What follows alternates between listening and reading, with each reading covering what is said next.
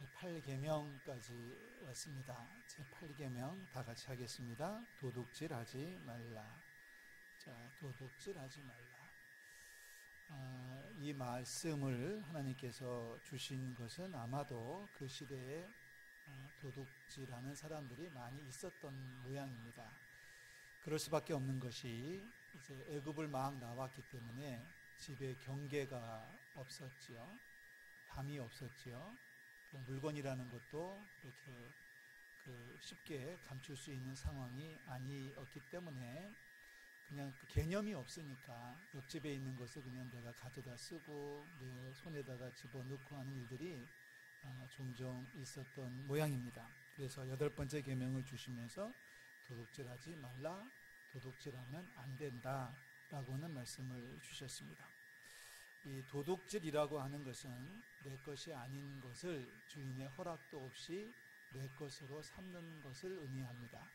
내 것이 아닌데 그냥 내 것으로 소유로 삼는 거죠. 옆에 있는 것을 내 소유가 아닌데 살짝 내 앞으로 당겨 놓는다라고 하는 뜻을 가지고 있습니다. 옆에 있는 사람의 것인데 내 앞으로, 내 경계선 안으로 슬쩍 옮겨 놓는 것, 이게 도둑질입니다.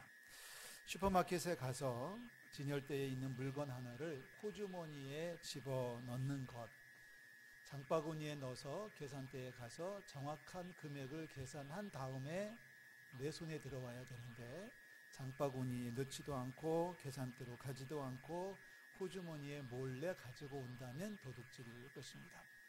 우리 아이들이 잘 쓰는 말로 하면, 쉬운 말로 하면은 꼬불 친다는 뜻입니다. 꼬불 친다는 뜻이 맞습니까? 꼬불 친다.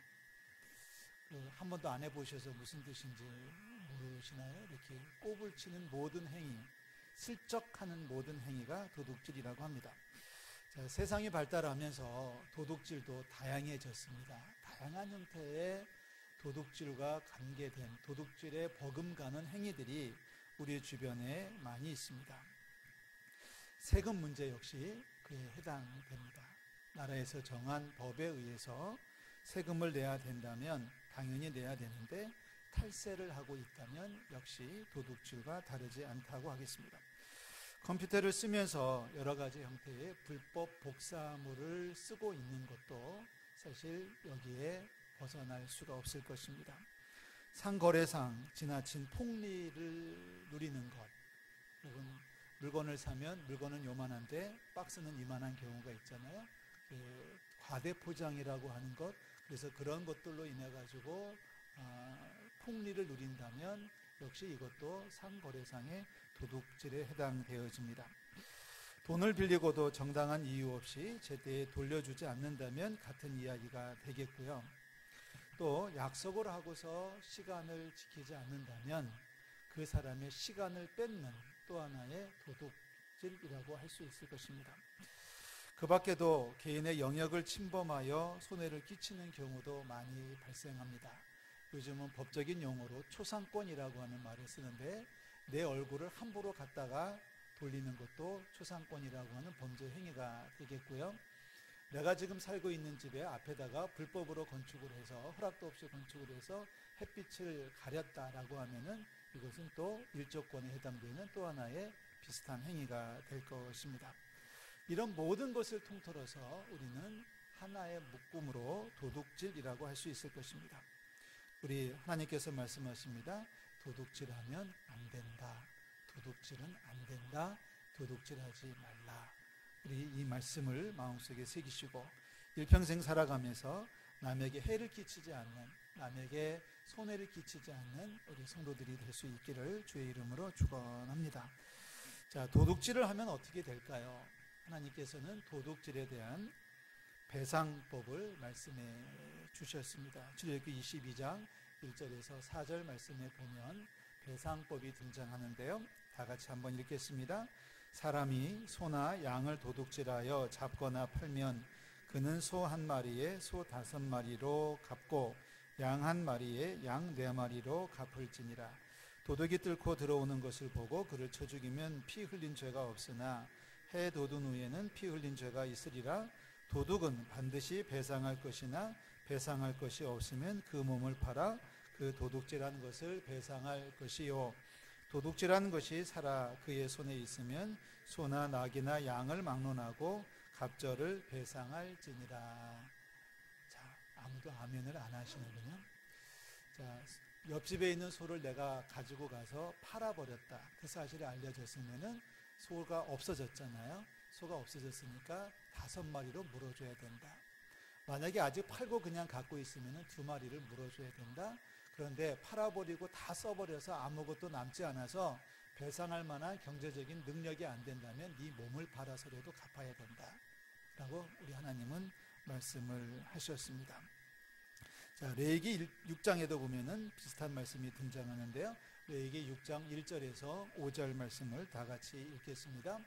여호와께서 모세에게 말씀하여 이르시되 누구든지 여호와께 신실하지 못하여 범죄하되 곧 이웃이 맡긴 물건이나 전당물을 속이거나 도둑질하거나 착취하고도 사실을 부인하거나 남의 잃은 물건을 줍고도 사실을 부인하여 거짓 맹세하는 등 사람이 이 모든 일 중에 하나라도 행하여 범죄하면 이를 죄를 범하였고 죄가 있는 자니 그 훔친 것이나 착취하는 것이나 맡은 것이나 잃은 물건을 주운 것이나 그 거짓 맹세한 모든 물건을 돌려보내되 곧 그 본래 물건의 5분의 1을 더하여 돌려보낼 것이니 그 죄가 드러나는 날에 그 임자에게 줄 것이요.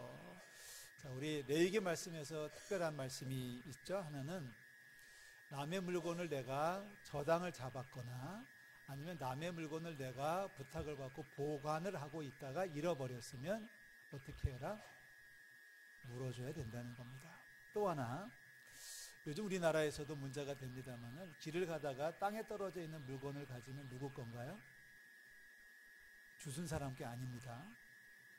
주순 사람 게 아닙니다. 그게 얼마까지라는 규정은 있습니다만은 그냥 통틀어서 길 가다가 아니면 버스에서 있는데 옆에 의자에 누가 안 가지고 내린 물건이 있다든지 해서 그 물건을 내가 가지면 이게 절도죄가 되는 우리나라 법이 그렇습니다. 이 법은 성경도 마찬가지죠. 남의 잃은 물건을 줍고도 사실을 부인하여 거짓말 나 안 주웠어 못 봤어 라고 말하면 그것도 범죄라고 성경도 얘기하고 있습니다. 우리 남의 물건에 손대지 않는 우리 모든 성도들 되시기를 주의 이름으로 축원합니다. 어찌 보면은 참 우스운 얘기를 하는 것 같지만 사실 우리가 도둑이라고 하는 이 범주 안에 우리가 살고 있는 많은 것들을 다 포함시킨다면 사실 우리가 쉽게 나는 자유합니다 라고 말할 수가 없을 겁니다. 지금은 자유할지 모르지만 언제 어떤 유혹을 받을지 모르기 때문에 그렇습니다. 얼마 전에 어디를 좀 갔다가 피곤한 몸 이끌고 걸어서 집에 오는데 재밌는 일이 하나 발생했어요. 제가 혼자 웃었는데 누가 봤으면 저보고 미친놈이라고 했을 것 같습니다. 제가 생각해도 정말 웃기는 일을 제가 했는데 피곤해서 막 집으로 걸어오고 있는데 그 조그만한 택배 차 있잖아요. 이게 탑차 같은 거. 이 친구가 얼마나 급한지 시동도 안 끄고 물건을 꺼내가지고 쪼르륵 그 어떤 사무실로 뛰어 올라가더라고요. 가만히 보니까 한 5층까지는 뛰는 것 같은데 차가 시동이 걸려 있어서 제 마음에 저거 몰고 갈까 하는 생각이 요만큼 들었습니다. 그래서 웃었습니다. 야, 이게 사람이 궁해지면 무슨 일을 못하겠냐. 명색이 목사라고 하는 자가 몸 피곤하다고 이럴 줄 알았으면 차 가지고 올 걸 그랬다가 누가 차에 시동 걸어놓고 그냥 가버리니까 최소한 한 1분 이상은 있다가 내려올 거 아닙니까? 시동도 걸려 있겠다. 그 차 가지고 몰고 가서 내려서 집에다가 버리고 가면 알아서 찾아가겠지라는 생각을 해놓고서는 야, 이건 내가 별 생각을 다 하는구나 하고서 혼자 웃었다니까요. 여러분, 죄가 멀리 있지 않습니다. 정말 그렇습니다. 죄가 멀리 있지 않습니다. 우리 하나님께서 명령하신 모든 죄에 대해서 민감하게 반응하는 우리 모든 성도들 되시기를 주의 이름으로 축원합니다. 자, 이 도둑질에 관한 계명에서는 우리가 2가지를 먼저 살펴봐야 되는데요. 하나는 소유의 문제가 있습니다. 소유, 더우신가요? 에어컨을 좀 틀어보겠습니다. 어제 오후에 가동을 아직은 다 완벽하게 박스는 안 쳐져 있지만 일단 본당 가동을 했습니다. 네. 저쪽에 있던 에어컨은 없어졌습니다. 누가 훔쳐갔냐고 신고하지 마시고요. 네. 자, 에어컨은 알아서 돌 테니까 추우면 입고 더우면 참으시고. 자, 두 가지 계명, 그러니까 28계명에서 우리가 생각하신 두 가지 진리는 뭐냐면, 첫 번째는 상대방의 소유를 인정하는 겁니다. 상대방을 인정하는 겁니다. 상대방의 소유를 인정하는 것부터 출발해야 됩니다. 어린 아이들은 상대방의 소유를 인정하지를 못합니다. 그죠? 그래서 친구 집에 놀러 갔다가 엄마 따라 놀러 갔다가 좋은 거 있으면 내 거라고 막 우기고 서로 붙들고 싸우지 않습니까? 그런데 그 아이가 3살 되고 4살 되고 5살 되면 이제 상대방의 소유, 저거는 친구 거, 저거는 형 거, 저거는 동생 거, 저거는 내 거, 이런 어떤 소유의 개념이 분리가 되기 시작합니다. 그런데 많은 사람들이 이것이 분리가 안 되고 있습니다. 많은 어른들 중에도 이 사실이 구분이 안 되면 이게 큰 사회적으로 큰 문제가 되는 거죠. 성인이 됐다면 상대방의 소유를 인정할 수 있어야 됩니다. 나만 편하면 되는 게 아니죠. 나 혼자 기분 좋으면 노래 부르면 되는 게 아니지 않습니까? 그 사람이 차지하고 있는 공간, 그 사람이 누리고 있는 어떤 범위까지도 우리가 다 인정할 수 있을 때에 이 사회는 제8계명으로부터 자유할 수 있을 것 같습니다. 두 번째, 도둑질하지 말라고 하는 계명에서 우리가 깊이 묵상해야 되는 것은 도둑질하지 않고도 살아갈 수 있는 지혜와 믿음을 가져야 됩니다. 다시 말해서 그것은 내가 지금 가지고 있는 것만으로도 자족하는 은혜를 체험해야 된다는 겁니다. 예수님께서 죄의 문제를 언급하시면서 말씀하시기를 마음의 문제가 있다라고 얘기하셨거든요. 이 마음의 문제가 중요한데 마음의 죄악이 중요하다. 이 마음의 악을 다스려야 된다고 말씀하시면서 마음에 있는 악한 것들을 이야기하시는데요. 마태복음에 보면은 마음에서 나오는 것은 악한 생각과 살인과 간음과 음란 그리고 도둑질. 이렇게 살인과 간음과 도둑질을 같은 선에 놓고 예수님은 말씀하시거든요. 이것이 왜 시작되느냐? 마음의 문제라고 하는 겁니다. 마음에 상대방이 거기 있는 게 마음에 받아들여지지 않으니까 살인을 하는 거고요.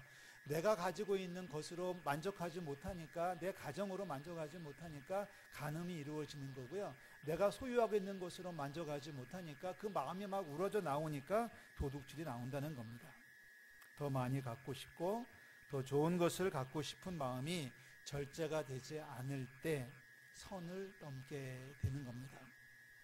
더 편해지고 싶은 마음에 남의 물건에 손을 대고 누군가에게 피해를 끼치게 되는 것입니다. 얼마 전에 인터넷 뉴스를 쭉 검색하다가 정말 어이없는 기사를 하나를 봤는데요. 어떤 애기 엄마가 애기를 데리고 왔는데 아마 애기가 소변이 급했던 모양이죠. 그래가지고 그 커피숍에서 쓰는, 카페에서 쓰는 그 컵 있지 않습니까? 그 종이컵 말고 그 가게 안에서 쓰는 컵에다가 쉬를 받아가지고 그 옆에다 놓고 갔다는 거예요. 그래서 쫓아가서 얘기했더니 우리 애가 급해서 그랬대나요? 남에게 피해를 주는 거죠. 이것도 엄격히 말하면은 남의 자유와 남의 평안을 빼앗아가는 도둑질에 해당되는 거겠죠. 나만 편하면 되는 게 아닙니다. 자, 이 욕심의 문제는 10계명을 얘기하면서 마지막 제10계명, 마지막 계명에서 욕심의 문제를 다룹니다. 그때 가서 한 번 더 이야기를 하기로 하겠고요. 지금 이 시간에는 우리 에베소서 4장 28절을 좀 더 세심하게 살펴봐야 될 것 같습니다. 에베소서 4장 28절 다 같이 읽습니다. 도둑질하는 자는 마치 다시 도둑질하지 말고 돌이켜 가난한 자에게 부자할 수 있도록 자기 손으로 수고하여 신한 일을 하라. 여러분, 에베소 4장 28절 말씀은 좀 깊이 묵상해야 되지 않겠습니까? 사도 바울이 에베소 교인들한테 편지를 하면서 이 도둑질 이야기를 갑자기 하셔요. 도둑질하는 자들이 너희들 다시는 도둑질하지 마. 아마도 에베소 사람들 중에는 이 네 거 내 것에 대한 구분이 별로 없었던 모양입니다. 그냥 지나가다가 있으면 먹고 뭐 이러는 사람들이었는지요. 남의 거 있으면 그냥 빼앗아가고 뭐 이런 일들이 있었는데요. 그때 사도 바울이 하는 말입니다. 너희들 예수를 주로 믿느냐? 그렇다면 이제부터는 남의 거 손대지 마. 다시는 도둑질하지 마. 그리고 오히려 열심히 일해서 가난한 자들을 구제할 수 있도록 더 열심히 더 부지런히 살아야 되지 않겠니? 라고 사도 바울이 얘기합니다.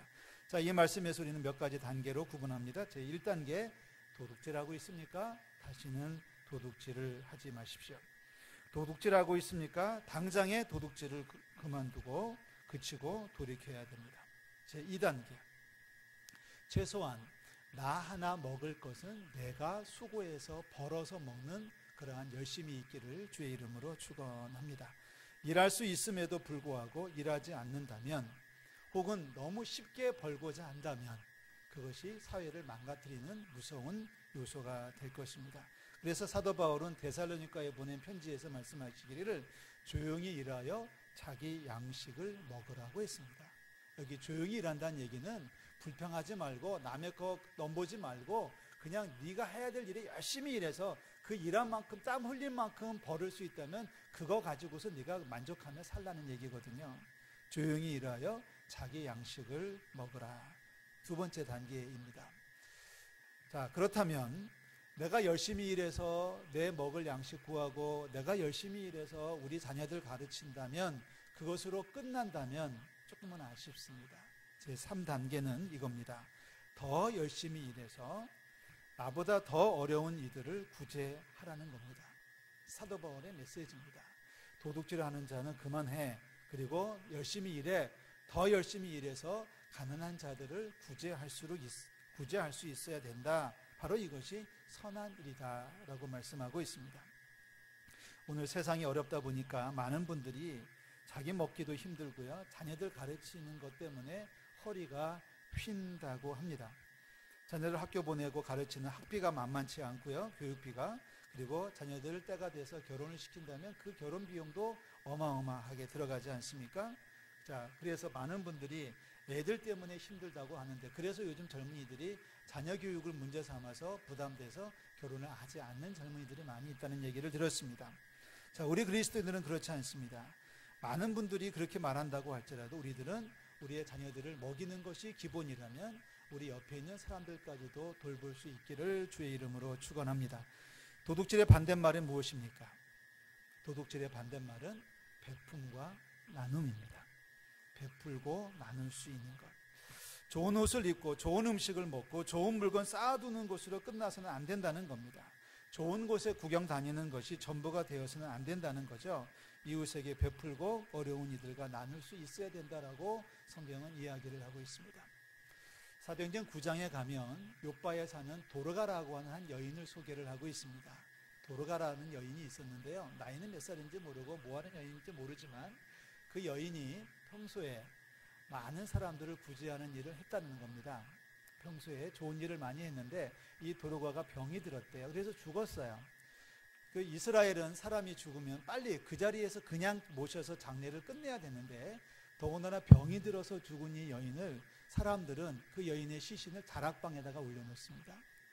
그리고서 사람들이 모입니다. 사람들이 모였는데 베드로를 불러오는데 베드로가 딱 보니까 사람들이 꽤 많이 몰려 있는데 사람들이 다 뭘 들고 있는 거예요. 저게 뭐냐 그랬더니 평상시에 도르가가 만들어준 속옷과 버섯입니다 라고 얘기합니다.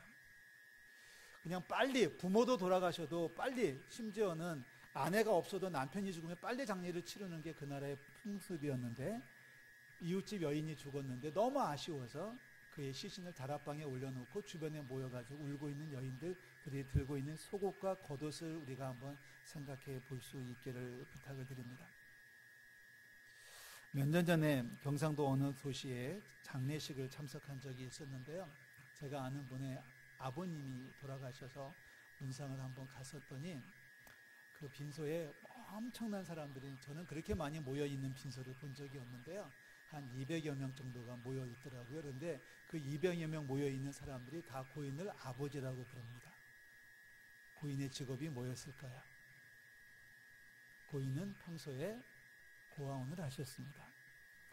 그래서 아버지가 돌아가셨다는 소식을 듣고서 온 동서남북에서 다 그 원아들이 다 모였는데, 그 중에는 뭐 나이가 지긋한 어른도 있고 이제 막 중고등학교 학생도 있는데, 그들이 고인을 추모하면서 하는 말이 아버지, 아버지예요. 모든 고아원의 원장들이 그랬으면 얼마나 좋겠습니까? 근데 그분은 정말 고아의 아버지라고 불릴 만큼 그 박 장로님은 그렇게 평소를 사셨다는 거죠. 자, 우리가 평상시에 우리의 이웃을 도울 수 있는 우리 모든 성도들 되시기를 주의 이름으로 축원합니다. 마지막 한 단계가 있겠죠. 그리스도인이라면은 열심히 벌어서 하나님이 주신 것이라는 고백을 하고 그것을 가지고 주를 위해서 쓸 수 있을 때에 재물의 쓰임새가 완성이 되는 겁니다. 하나님과 하나님의 나라를 위해서 헌신하시기를 바라고요. 교회를 위해서 봉사하시기를 주의 이름으로 축원합니다. 예수님 말씀하시죠. 너무나 유명한 말씀입니다. 오직 너희를 위하여 보물을 하늘에 쌓아두라. 다 같이 따라할까요? 보물을 하늘에 쌓아두라. 제가 금방 읽었는데요. 누구를 위하여? 누구를 위하여 보물을 하늘에 쌓아두는 겁니까? 우리 자신을 위해서 내가 가지고 있는 보물을 하늘에 쌓아두라고 말씀을, 거기서 말씀하시는 포인트는 그거거든요. 오직 너희를 위하여 보물을 하늘에 쌓아둬라. 거기는 좀이나 동록이 해하지 못하며 도둑이 구멍을 뚫지도 못하고 도둑질도 못하느니라. 보물이 있느냐? 그 보물을 하늘에 쌓아두면 그 혜택을 너희들이 보게 될 것이다 라고 말씀하고 있습니다. 언젠가 때가 되면 우리도 하나님 앞에 부름을 받을 것입니다. 하나님 앞에 서면 하나님께서 물으실지 모르겠습니다. 너 뭐하다 왔니? 라고 물으실 것 같습니다. 그러면 우리가 뭐라고 대답을 해야 될지 모르겠습니다. 얼마나 큰 집에서 살았는지, 얼마나 좋은 옷을 입고 살았는지, 세상에 좋다고 하는 거 다 돌아다녀 보았는지, 그런 것들로 너스레를 떤다는 것이 과연 하나님 앞에 들으실 수 있겠는가? 얼마나 좋은 옷을 입었고, 얼마나 좋은 음식을 먹었고, 얼마나 호화를 누렸고, 얼마나 좋은 곳을 많이 다녔고, 얼마나 높은 지위에 올라갔다고 하는 것이 하나님 앞에 드려질 수 있는 답이 아니라는 거죠. 보물을 하늘에 쌓아두시기를 주의 이름으로 축원합니다. 기념비를 세우는 거죠. 저는 우리 성도들이 하나님께서 주신 재물로 감사하며 살았다면 하나님 앞에 교회도 세우고 어려운 일도 돕고 그렇게 살았으면 참 좋겠습니다. 자, 4단계가 있다는 말씀 드렸습니다. 여러분 지금 1단계에 머물고 계시나요? 도둑질을 하는 것으로 평생을 살아가고 있는 분은 아마 계시지 않을 것 같습니다. 저희 성도들 교적카드에 직업란에 도둑이라는 분은 한 번도 못 봤습니다. 도둑은 한 번도 없고요. 깡패도 없고요. 사기도 없습니다. 그렇게는 사는 분은 안 계시겠죠. 그렇다면은 두 번째 단계는, 재물에 관한 두 번째 단계는 바로 내가 열심히 일해서 우리 아이들을 잘 가르치는 겁니다. 열심히 일해서 내 앞가름하는 것이 두 번째 단계입니다. 여기에 머무는 분들이 대부분이겠죠. 그러나 더 있습니다. 더 열심히 일해서 하나님이 더 많은 것으로 채워주시면 어려운 이들을 하나씩 하나씩 도울 수 있다면 하나님께서 큰 상급을 더해 주실 줄로 믿습니다. 한 단계 더 있다면 어쩌면 세 번째와 네 번째가 같은 단계일 수 있겠습니다만은 하나님이 주신 재물을 가지고 주를 위해 사용하는, 주님을 위해서 헌신하는 우리 성도들이 되시기를 주의 이름으로 부탁을 드립니다. 교회가 하는 일에 여러분 관심을 가지시고요. 내가 할 수 있는 일이 무엇인가를 여러분 고민을 하면서, 내 평생 내가 20년을 예수 믿었는데, 내가 30년을 예수 믿었는데, 우리 교회가 50주년이 되었다고 하는데 내가 할 수 있는 일이 무엇인지를 여러분 파악해서 큰 일이든 작은 일이든 작은 것이라도 우리가 정성을 다해 주님 앞에 드리면 바로 이것이 보물을 하늘에 쌓아두는 것입니다. 우리 보물을 하늘에 쌓는 우리 성도들 되시기를 주의 이름으로 축원합니다. 왜 우리가 나누어야 됩니까? 왜 우리가 드려야 됩니까? 이유는 딱 한 가지입니다. 우리는 이미 받았기 때문입니다. 누군가에게, 누구로부터? 예수 그리스도로부터 그 생명을 우리는 상으로 받았습니다. 죽을 수밖에 없는 저희들이 십자가에 달리신 예수 그리스도로 말미암아 영생을 누리게 됐지 않습니까? 사랑을 받았기 때문에 그 사랑을 나눠야 되는 거죠. 주님께서 생명을 주셨는데 우리는 주님을 위해 무엇을 드리고 있습니까? 주님께서 우리를 위해 모든 것을 주셨는데 우리는 주님을 위해 무엇을 얼마나 드리고 있습니까? 우리 그렇게 찬송하죠. 내 너를 위하여 몸 버려 피 흘려 내 죄를 속하여 살 길을 주었다. 그런데 널 위해 몸을 주었건만 너는 나를 위해 무엇을 주느냐? 너를 위해 몸을 주었는데 너는 나를 위해 무엇을 주고 있느냐?